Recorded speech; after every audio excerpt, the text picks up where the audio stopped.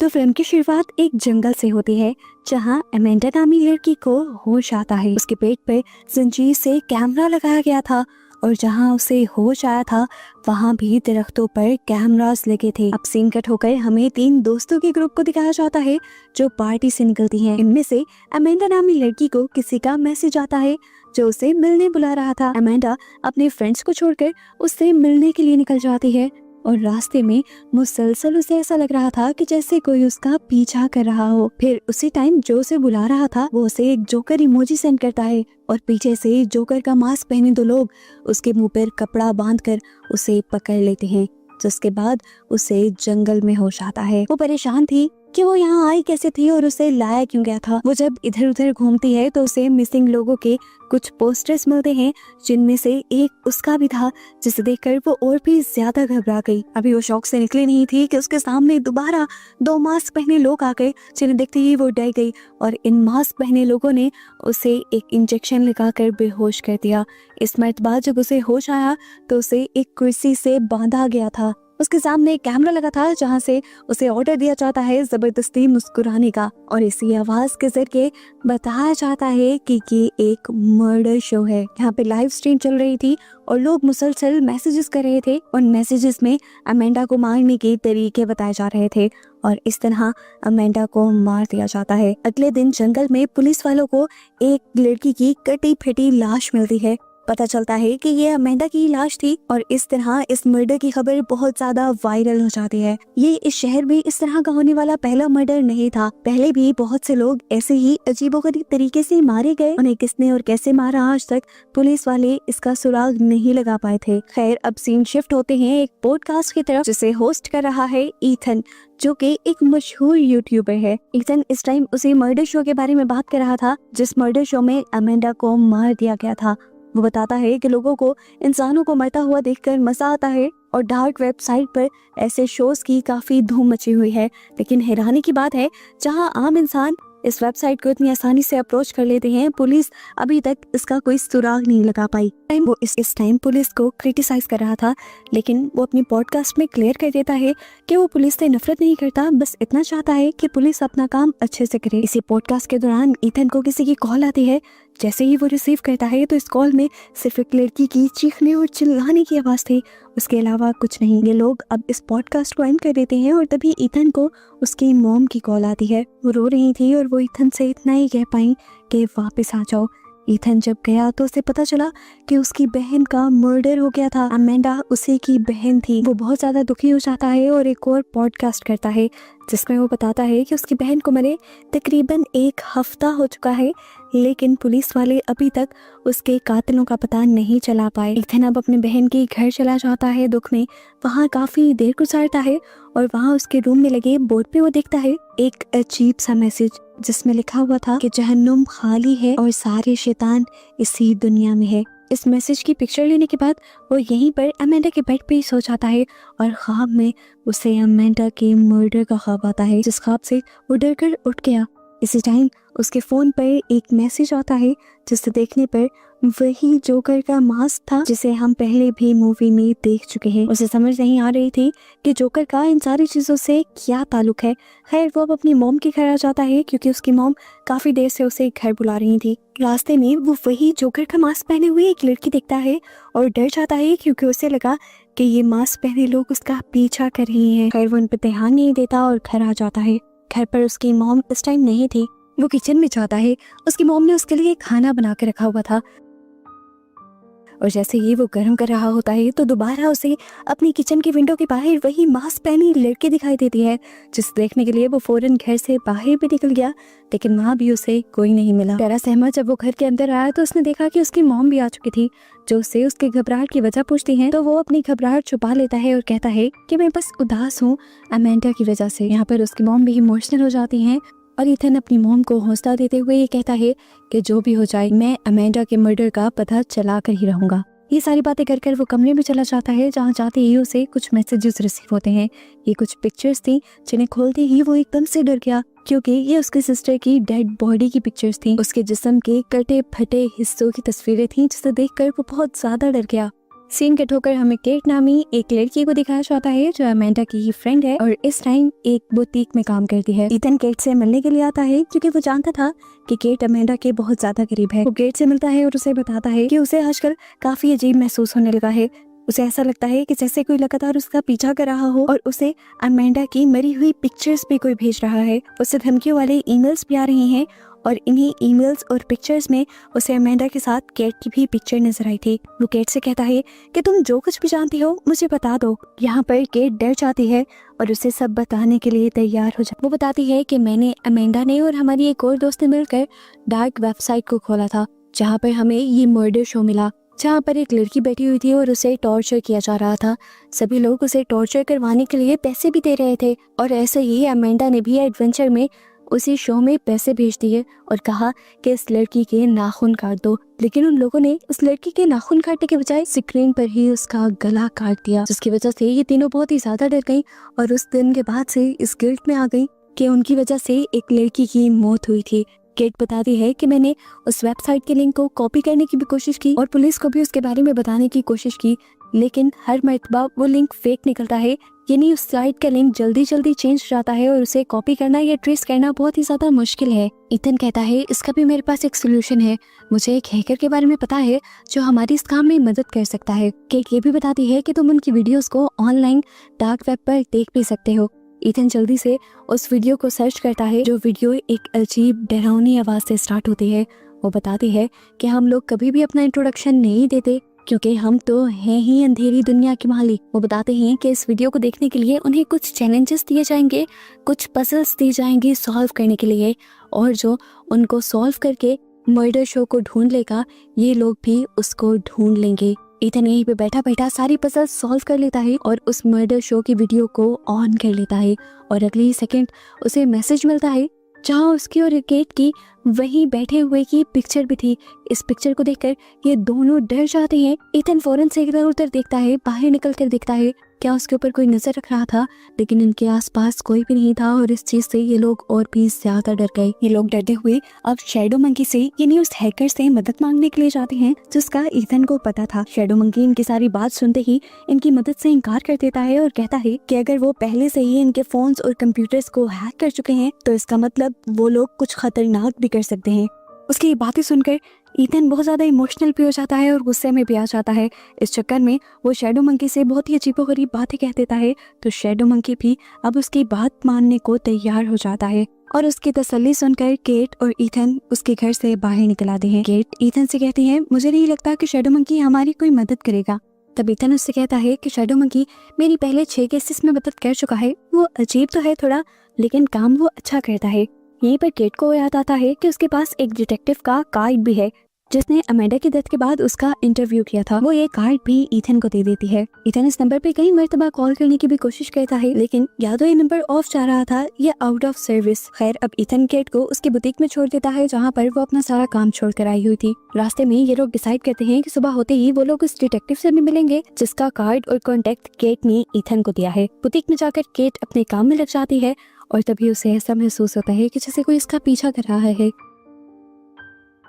वो खुद भी बाहर की तरफ जाती है तो वहाँ कोई भी नहीं था। वो वापस आकर अपनी जगह पर बैठ जाती है और इतनी ही देर में ईथन भी उसे वीडियो कॉल कर लेता है। काम करते हुए ये लोग इस केस पर भी वर्क करना चाहते थे। बातें करते हुए इनकी दोस्ती भी काफी अच्छी हो जाती है और तभी यहाँ की लाइट भी चली जाती है। केट उठकर फ्यूज देखने के लिए जाती है तो तभी उसे अजीबोगरीब आवाजें भी अब सुनाई देने लगी थी। केट पीछे मुड़ कर दिखती है तो वहाँ पर एक क्लाउन टॉय था जिसके अंदर से वो क्लाउन वाला म्यूजिक बज रहा था। ईथन जल्दी से केट को वहाँ से भाग जाने को कहता है क्योंकि उसे पीछे एक साया दिखाई दे रहा था। केट ने जब पीछे मुड़कर देखा ये वैसे ही जोकर का मास्क पहने एक लड़की थी जैसे मास्क पहने लोगों ने अमेंडा का मर्डर किया था। इससे पहले कि वो वहाँ से भागकर कुछ कर पाती उस पर हमला करके उसे बेहोश कर दिया जाता है जिसके बाद का उसे कुछ पता नहीं चलता। ईथन जो अपने फोन से ये सब कुछ देख रहा था वो केट की मदद भी नहीं कर पाता। जोकर का मास्क पहने वो लोग इस फोन को उठाते भी हैं तो ईथन उन्हें धमकी देता है कि मैं तुम्हें ढूंढकर मार दूंगा, लेकिन वो तो उसकी बात को सुनते ही नहीं। यहाँ दिखाया जाता है कि जब केट को होश आया तो उसे एक छोटे से पिंजरे में बंद किया गया था और उसके सामने एक कैमरा लगा था। यहाँ उसे किसी की जानी पहचानी आवाज सुनाई देती है और उसे पता चलता है कि ये केट और एमेंडा की एक दूसरी दोस्त थी, जिसे भी उसी की तरह किडनैप करके यहाँ पर लाया गया था। ये दोनों डर रही थी और ये बात कर रही थी कि आगे इनके साथ क्या होगा, इन्हें तो पता भी नहीं। बातों ही बातों में यहाँ का गेट खुलता है और केट की दोस्त को ये लोग जबरदस्ती यहाँ से ले जाते हैं। हालांकि केट रोती हुई इन्हें रोकती भी रह जाती है। थोड़ी देर में एक दूसरा मास्क पहना आदमी आता है एक बड़ा सा इंजेक्शन लेकर और केट को वो इंजेक्शन लगाते हुए बेहोश कर देता है। यहाँ पे हम देखते हैं कि ईथन केट की मदद करने के लिए पुलिस स्टेशन पहुंच चुका था, जहाँ पे डिटेक्टिव साचा उसे मिल गए। ये वही डिटेक्टिव थे जिसका कार्ड गेट ने उसे दिया था। ईथन उनको सब चीजों के बारे में बताता है, उन डॉल्स के बारे में जो वहाँ से मिलती हैं, जहाँ से लड़कियों को या किसी को भी किडनैप किया जाता है। वो बताता है कि जिस किसी ने भी केट को और उससे पहले उसकी बहन को किडनैप किया था, वो लोग जोकर का मास्क पहने अपने हुलिये छुपा के रखते हैं और ये सब डार्क वेब पे मर्डर शो के नाम से वो लोग दिखाते भी हैं। मैंने भी उस डार्क वेब को खोलकर उन वीडियोस को देखा है और उसके बाद से वो जोकर का मास्क पहने लोग मेरे भी पीछे पड़ चुके हैं। यहाँ तक कि वो तो मेरा पीछा करते करते मेरी मॉम के घर तक आ गए थे और मैंने केट की किडनैपिंग के दौरान भी उन्हीं लोगों को वीडियो कॉल पर देखा था। डिटेक्टिव उसकी सारी बातें तो सुन लेता है और कहता है, मुझे लगता है ईथन तुम्हें अच्छी नींद की जरूरत है, पता नहीं क्या उलफुल कहानियां बना रहे हो। सादा सी बात थी कि वो ईथन की कंप्लेन पर कोई भी एक्शन नहीं लेते। यहाँ पर केट को जब होश आया तो उसके सामने एक लाइव टीवी चल रहा था, जहाँ पर एक लड़के को टॉर्चर किया जा रहा था और कॉन्टिन्यूसली लोग पैसे दे रहे थे उसे और भी ज्यादा टॉर्चर करवाने के लिए। साइड पर ऐसे ही कमेंट चल रहे थे कि उसे और दर्द दो और ज्यादा मारो, जिसे देखकर केट बहुत ज्यादा परेशान हो जाती है और चीख चीख कर इसे बंद करने को कहती है, लेकिन उसकी तो बात कोई भी नहीं सुन पा रहा था। ऐसे ही करते करते पहले उस लड़के के हाथ पांव सब कुछ काट कर और फिर उसका गला काट कर उसे मार दिया जाता है। केट की दूसरी दोस्त जिसे पहले यहाँ से ले जाया गया था, उसे वापस लाकर उसी के सेल में बिठा दिया जाता है। वो केट को बताती है कि अभी मेरी बारी नहीं आई थी। वो डरी हुई थी बहुत ज्यादा, क्योंकि उसे पता था कि अब तो वो बच गई, लेकिन अगली बारी उसकी ही है। दूसरी तरफ दिखाया जाता है कि केट की जान बचाने के लिए ईथन पहले से ही शैडो मंकी के साथ मिलकर एक नया प्लान बना रहा था। शैडो मंकी की हैकिंग एबिलिटी के साथ ये लोग जल्द ही मर्डर शो के लिंक को कॉपी करने में कामयाब तो हो जाते हैं, लेकिन यहाँ आकर हैकर को पता चलता है कि इस साइट का लिंक मिलना सिर्फ मर्डर शो वालों का ट्रैप था। वो उसे मैसेज देते हैं कि अब अगली बारी तुम्हारी है। इससे शैडो मंकी थोड़ा सा डर जाता है, लेकिन फिर अपने आप को काम डाउन करते हुए ईथन को बताता है कि उसने अपने सारे सिस्टम पर बहुत ज्यादा सिक्योरिटी लेयर्स की हुई हैं, जिसकी वजह से कोई भी उसका पता नहीं चला पाएगा। लेकिन तभी उसने रियलाइज किया कि उसका कैमरा अभी भी ऑन था, जिसकी वजह से ये लोग उसे देख पा रहे थे। अब तो वाकई डरने वाली बात थी। वो उठकर अपने बचाव के लिए गन उठा लेता है और साथ ही ईथन को किसी भी बुरे टाइम के लिए एक चाकू देता है। खैर, ये लिंक कॉपी करने के बाद ईथन दोबारा पुलिस वाले के पास जाता है और उसे वही सारी कहानी सुनाता है, लेकिन पुलिस वाले अभी भी उसकी बात को सुनने को तैयार ही नहीं थे। दूसरी तरफ शैडो मंकी जो इस टाइम पार्टी कर रहा था, क्योंकि उसने उस साइट का लिंक हैक करके अपनी तरफ से बहुत बड़ा मार्का मारा था। यहाँ ईथन जो इस टाइम डिटेक्टिव से बैठा बहस कर रहा था, डिटेक्टिव जब उससे सबूत मांगता है और ईथन जैसे ही उसे सबूत दिखाने देखता है तो वहाँ पर सारी ही चीजें बदल जाती हैं, जिससे ईथन और भी ज्यादा घबरा जाता है और पुलिस वाले उसे आराम से झूठा साबित कर देते हैं।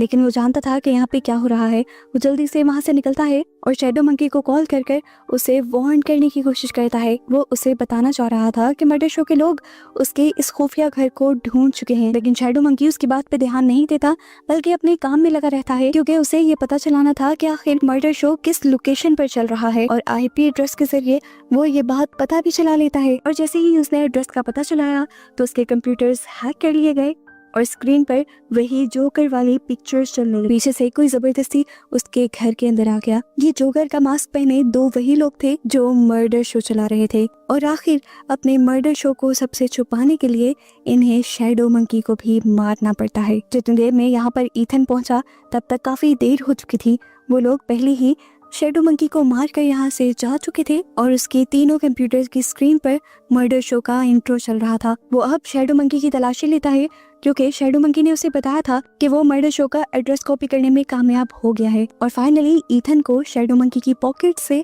वो एड्रेस मिल भी जाता है। बिना वक्त ज़ाया किए वो उस लोकेशन पर पहुंचा जहां उसने जाकर देखा कि किस तरह बेहोश हुए लोगों को ये लोग जबरदस्ती अंदर की तरफ लेकर जा रहे थे। ईथन को लगा कि वो सबसे छुपकर अंदर की तरफ जा रहा है, लेकिन वो नहीं जानता था कि ये लोग उसे पहले ही देख चुके हैं और अब वो उसे बेहोशी का इंजेक्शन लगाकर उसी जगह पर ले जाते हैं जहाँ पर पहले से ही केट और उसकी दूसरी दोस्त को पिंजरे में कैद किया हुआ था इन्होंने। जब उसे होश आया तो वो केट के दूसरी साइड पर, जैसे ही उसे होश आया तो उसने भी अपने आप को पिंजरे में बंद केट के दूसरी तरफ पाया। इनके सामने एक तस्वीर चल रही थी जहाँ पर केट और एमेंडा की दूसरी दोस्त को बिठाया गया था मर्डर शो में टॉर्चर करने के लिए। सभी लोग पैनिक कर रहे थे, रो रहे थे, चिल्ला रहे थे उसकी हालत को देखते हुए, लेकिन ईथन नहीं। ईथन को याद आता है कि शैडो मंकी ने उसे एक चाकू दिया था। वो इस पूरे टाइम में इस चाकू का इस्तेमाल करता है और अपने आप को आज़ाद करवा लेता है। अपने आप को छुड़वाते ही वो इसी चाकू के सर के केट का भी पिंजरा काट कर उसे भी आज़ाद कर देता है, जहाँ से बाहर निकलकर ये दोनों लड़ने का फैसला करते हैं। ये लोग वही ईथन का छोटा सा चाकू लिए हुए एक रूम में जाते हैं जो कंट्रोल रूम था। यहाँ पर बहुत सारी कंप्यूटर स्क्रीन्स थी और मास्क पहने एक लड़की जो इन्हें देखते ही अपने नुकीले पंजों से ईथन के ऊपर वार करने की कोशिश करती है, लेकिन तभी पीछे से केट आकर उस पर चाकू स्टैब करते हुए उसे नीचे गिरा देती है। इससे पहले कि ये लोग नीचे देखकर उसे मार पाते वो यहाँ से गायब हो गई। अब ईथन और केट अगली तरफ बढ़े जहाँ पर और भी जोकर का मास्क पहने लोग थे और ये इनका मेन रूम था जहाँ पर बैठकर ये लोग इंसानों को टॉर्चर किया करते थे। यहाँ पर आकर ये लोग और डिसअपॉइंट हो जाते हैं क्योंकि ये लोग अपने दोस्त को बचाने आ रहे थे जिन्हें पहले ही मर्डर शो के लोग मार चुके थे। केट को समझ आ जाता है कि इन्होंने यहाँ जगह जगह ट्रैप लगाए हुए हैं और यहाँ से ये लोग बचकर नहीं जा सकते। इससे पहले कि ये लोग यहाँ पर भाग पाते बहुत सारे मास्क पहने लोग इनके इर्द गिर्द तक इकट्ठे हो जाते हैं। ईथन अपने आप को बचाने के लिए वहाँ से एक टनल के अंदर चला जाता है, जबकि केट अब अपने डर से लड़कर इन लोगों से लड़ने का फैसला करती है क्योंकि वो जानती है कि अगर वो लड़ेगी नहीं तो वैसे ही मारी जाएगी। उसके हाथ में एक कुल्हाड़ी थी जिससे वो सबको मार रही थी। ऐसे में उससे बचने के लिए एक दो जोकर का मास्क पहने लोग उससे दूर भी हो जाते हैं, जिनका पीछा करने के लिए और ईथन को बचाने के लिए वो दूसरे रूम में जाती है तो उसे रास्ते में एक चैन सॉ मिल जाता है जिसे वो उठा लेती है। इधर हम देखते हैं कि कंट्रोल रूम में बैठी हुई लड़की जो अचानक से गायब हो गई थी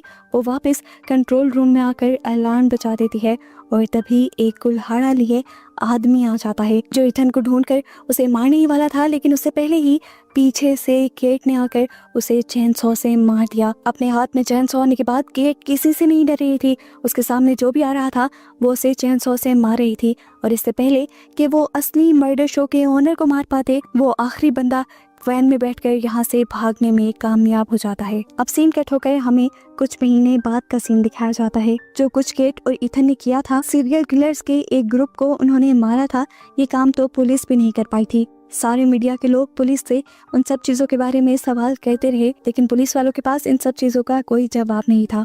साल गुजरता है और हमें दिखाया जाता है कि ईथन ने अपने साथ होने वाले इस एडवेंचर पे एक किताब लिखी थी, जिस किताब की सेल्स बहुत ज्यादा हुई और वो इस किताब के जरिए बहुत ज्यादा मशहूर हो गया। यहाँ पर काफी सारे लोग दिखाए जाते हैं जो उसका ऑटोग्राफ लेने के लिए आए हुए थे, जिसके बाद ईथन घर चला जाता है। हम देखते हैं कि अब वो केट के साथ रहता है और वो दोनों एक अच्छी लाइफ गुजार रहे हैं, लेकिन उसके बावजूद इन्हें डर लगा रहता है कि कभी भी वो आखिरी जोकर का मास्क पहने आदमी आकर इन्हें मार न दे। इसीलिए ईथन हर वक्त एक गन पास रखता है, यहाँ तक कि वो जब ट्रैश भी बाहर गिराने चाहता है तब भी वो गन अपने हाथ में रखे हुए था। गन गिराने के बाद उसे पास में एक मिसिंग पोस्टर दिखता है जिस पर उसे की पिक्चर बनी थी। ये वैसा ही मिसिंग पोस्टर था जो मूवी के स्टार्ट में हमने अमेंडा यानी ईथन की बहन के पास भी देखा था।